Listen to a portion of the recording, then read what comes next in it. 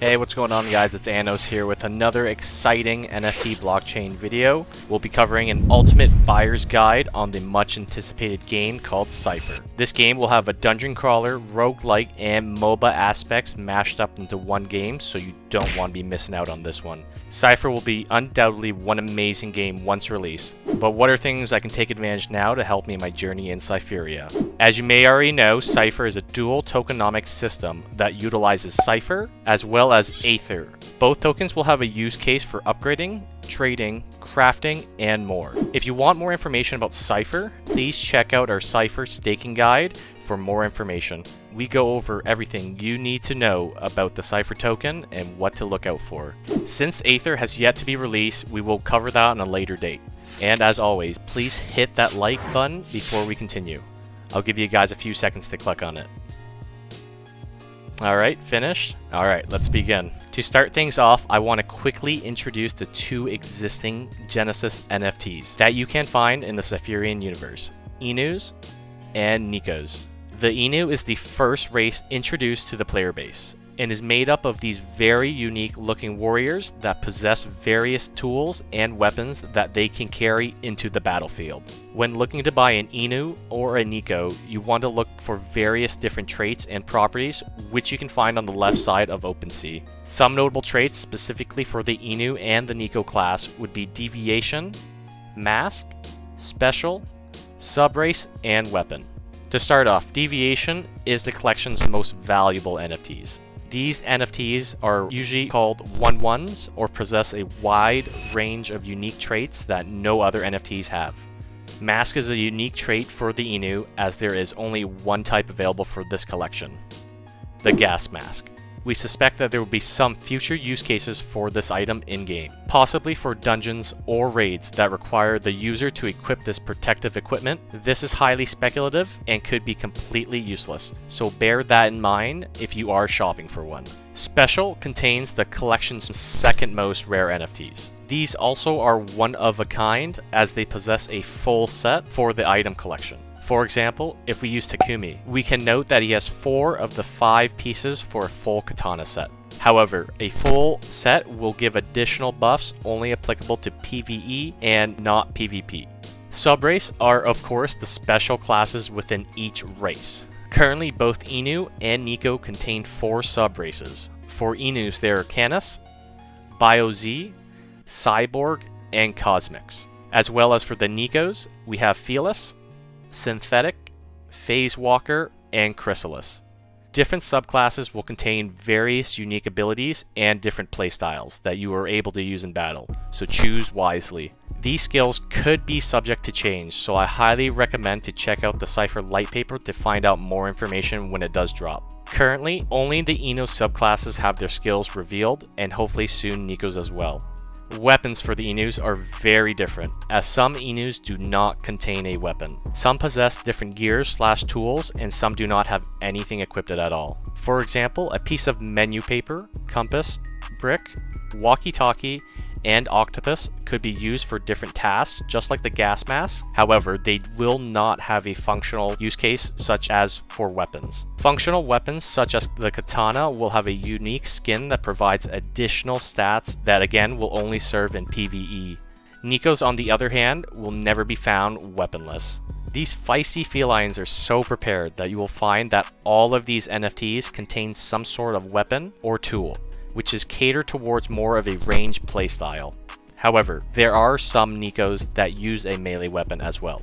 We do want to note that most, if not all, the equipment such as armor, headgear, gloves will be purely cosmetic and will serve only as a way to look extremely unique in-game. These are 2 out of the 4 races currently available. Eventually, we'll have Buru and a 4th secret class in the future. However, you can secure a spot for them now via the Collectors program, which we will talk about later in this video. These are a few tools that we personally use and are extremely helpful when looking to buy a Sipher NFT. The first one is directly within the Sipher Discord under the Sipher Market, which has 2 sections which will display the rarity of the Inu or Neko using their respective command. This does have a 1-minute cooldown, so it's not very useful if you're analyzing a batch. This is why we suggest using Trait Sniper. a Google add-on which can analyze a collection's NFT to show which ones are more rare. Rarer NFTs usually contain more valuable traits that are useful in their own specific utility. However, a more rare Inu or Neko does not mean it will be a stronger character. We highly advise using Trait Sniper as a reference only and recommend purchasing an Inu or a Neko that you think will best fit your playstyle rather than picking one that is more rare than the other. Let's jump into some real market examples here. So I'll go on OpenSea real quick.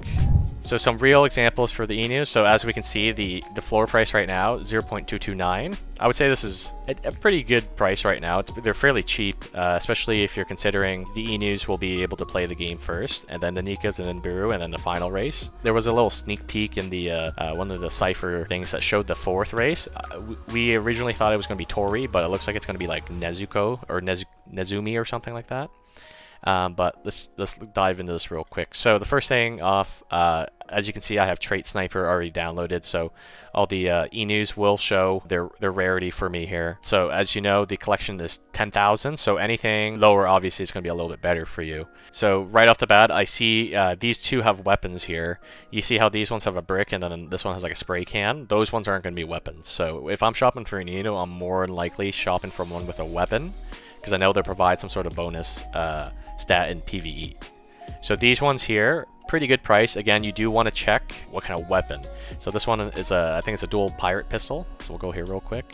Yeah, double barrel pistol here. So there's 300 of them. So you can obviously see these ones aren't as rare as the other ones, because you can see that these ones have a lesser supply, like wrench, saber, bokuto, and then etc. So if you are shopping, take into consideration what kind of playstyle you want as well as what it looks like. So again, we do see like more or less a lot of the cheaper ones, but this one here, Metal Pipe, I would say this one's pretty good because this one only has 164 of them. I would say this one's a good price if you're shopping at the floor here. Again, the floor is 0.229, basically 0.23. So if you're shopping for Inus, this one might be a good buy because it's at basically floor price. It's a little bit higher, but the metal pole, the metal pipe, is the rare weapon here, so you might get a little extra value here. 2% have this one here. Again, it's only 5,500 rarity, so you do want to use Trait Sniper as just a reference point, not like a total all-in. I'm going to buy this because it's super rare, right? Let's see if we can find another one. They are getting a little bit higher than the floor price here, so this is probably when I would cut it off. Like, I wouldn't go too much higher, especially if I'm just shopping. This one looks cool here, but again, I do want one with like a weapon. But let's take a look at the Nekos real quick. So the Nekos, 0.123. These ones are the second race that came out. So the Inus were the first one, and then the Nekos were the second one. Basically, same thing for this one here. As you've seen on the Inus, some of them don't have weapons like this one. This one doesn't have a weapon. This one doesn't have a weapon, etc. But the Nekos, they all have weapons. So that's the difference between the two collections. So bear in mind, if you are looking for a Neko, keep in mind that they all have weapons if you're comparing it to the Inus, which some don't. Again, for the Nekos, what I would look for, again, something I'd probably just look for the weapon class. Like, there's a bunch of different ones here, as you can see. But the more rare, well, not more rare, but less quantity of the weapon is probably what I would go for. So like this fusion charge pistol, see if there's anything here for that. 0.4, that one's a little bit too expensive, but you could probably go up the list here and just see if there's any, like this one here, 0.4, Toxic Spitter, 233 of them. It is still quite a bit because they all have weapons here, but this one's a little bit of a more scarce supply. So this one might be a good buy here if you were looking for the Nekos. And then Toxic Spitter reminds me of Teemo, so I might be a little biased for this one as well here.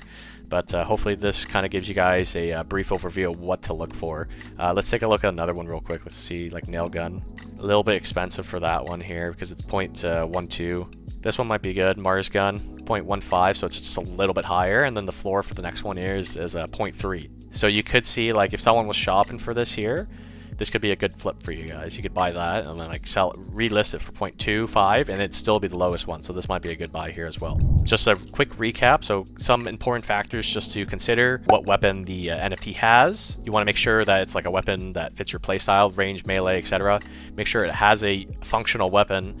As the Sipher team says, if you have like an octopus, obviously that's probably not going to be a functional weapon, same with a walkie-talkie. So look for something that you're going to enjoy playing as, and maybe something that you visually like as well. Also bear in mind that the Inus, some of them don't have weapons, all the Nekos have all weapons. Neko's a little bit more range playstyle. Inus have a little bit more of like a melee. They do have both, so you can mix and match with that. Some of the gear is just basically cosmetic, and then the rarity, again, some of the cosmetic items are a little bit more rare. So if you're looking at the rarity tracker, the trait sniper, sorry, just use that as a reference because it's not always going to be correct on how good the NFT will be. You can kind of make an assumption based on how good it would be, just like mashing all the different traits and the weapons and then the playstyle together. Now, let's jump into some of the main utilities for holding these Genesis NFTs. Our first would consist of holding a one-of-a-kind skin that cannot be replicated. As mentioned earlier, they will have a subsequent bonus stat that will contribute only to PvE gameplay. These Genesis NFTs will also have early access to PvE and the PvP game as well. We do want to mention that these early access will most likely be some sort of alpha test phase, and you're probably not going to be able to earn anything quite yet. By holding the initial supply, you're also welcomed with the responsibility of cloning more classes into the game, similar to how Axie Infinity breeding is done. Various different stats will be obtained by breeding. However, what is certain that these Genesis NFTs will have close, if not some of the highest stats in the game, where you will find only a minuscule amount of clones who will have similar, or some rare cases, higher stats than the Genesis NFTs. Although the land system has not been set in place yet, we will see Genesis NFT holders be given access to the early save land gameplay and will be the only people eligible to purchase land once it does come out for public or private sale. One can only dream of what is to come for land. Our speculation is that land will come with fierce guild battles that will decide the outcome for resources, items, and possibly the land itself. What would land be without some sort of vehicle to accompany you? This is where spaceships come into play. Spaceships will need to be assembled with 5 parts. Each parts are separated into 5 different rarities: common, uncommon, rare, epic, and legendary, with their own respective drop rates.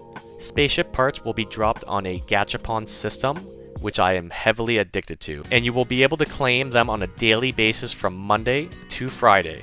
More information can be found directly on the Sipher Atlas, but to answer everyone's question, yes, it will be done on a layer 2 solution, so that gas will be as efficient as possible. We do want to note that this can all be subject to change, and the best way to stay relevant with the information is to follow the Sipher Twitter page, as well as their Discord. Lastly, we want to mention the Collectors Program, as we referenced earlier. This program, or formerly known as the Guildmaster program, is a program consisting of incentives designed to benefit long-term holders with more rewards. The main benefit of this program is that you are able to be whitelisted into future mints, which are the Bureau and the 4th secret class.